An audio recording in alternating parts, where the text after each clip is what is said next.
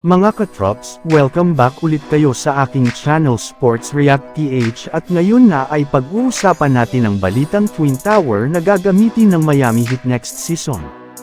Pag-uusapan na rin nga natin ngayon dito sa ating panibagong video ang balitang nagdesisyon na nga daw ang Los Angeles Lakers sa trade ni Dalton Knecht sa Portland Trail Blazers.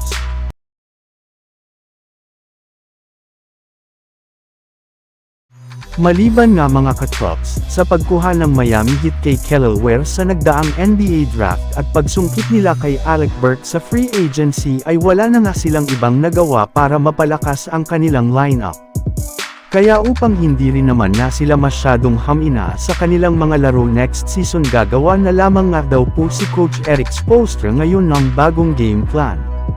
At una na nga listahan dyan at ang gagawin nilang pagbabago sa kanilang starting lineup kung saan balak na nga daw po nito na gumamit ng Twin Tower sa pagpapalaro nila ng sabay sa kanilang rookie bigman na si Kelly Oubre at sa kanilang superstar na si Bam Adebayo. Yes, dahil nga dyan ay tuluyan na rin naman nga nilang ibabalik si Bam Adebayo sa kanyang dating posisyon na starting power forward habang ilalagay rin naman nila si Oubre bilang kanilang starting center upang sa ganon ay magkaroon sila ng iba't ibang klaseng opensa at depensa.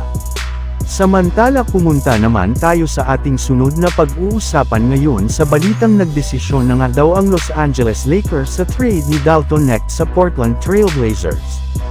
Kasunod nga ng kawalan ng pagbabago ng Los Angeles Lakers sa kanilang lineup ngayong offseason na sinabayan pa ng pagkakaroon nila ng napakadaming batang players at isang head coach na wala pang experience na mag-handle ng isang professional team ay naniniwala na nga ang ESPN na hindi sila makakapasok sa playoffs ng Western Conference next season. Maging ang kanilang sariling NBA insider na si Jovan Buha ng The Athletic ay naniniwala na kung sakali man nga daw po na hindi gumawa si Rob Pelinka at ang Lakers ng trade ay magiging wasted season lamang na daw ito para sa kanilang pupunan. Kaya dahil nga dyan ay mismong Bleacher Report na nga ang naglabas ng trade na pagkuha ng Lakers kay Jerami Grant mula sa Portland Trail Blazers gamit ang kanilang mga players na sina Dalton Knecht, Rui Hachimere, Gabe Vincent at ang kanilang first round pick.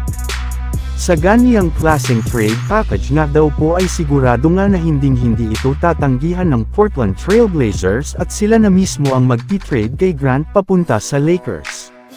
Ngunit ayon nga sa naging pahayag ng mismong general manager ng Lakers na si Rob Pelinka, wala nga daw po silang balak na i-trade o ipamigay sa ibang kupunan ng kanilang mga rookie at batang player lalong-lalo na si Dalton Knecht dahil naniniwala nga sila na malaki ang maitutulong nito next season at napakalaki nga ng kanyang potential na maging next superstar ng kanilang kupunan. So yun lang nga mga katrops ang handog ko sa inyong storya ngayong araw. Sana nag-enjoy kayo. Please like and subscribe my YouTube channel Sports React PH para sa iba pang storya at update patungkol sa NBA. Kita-kits muli sa ating susunod na video.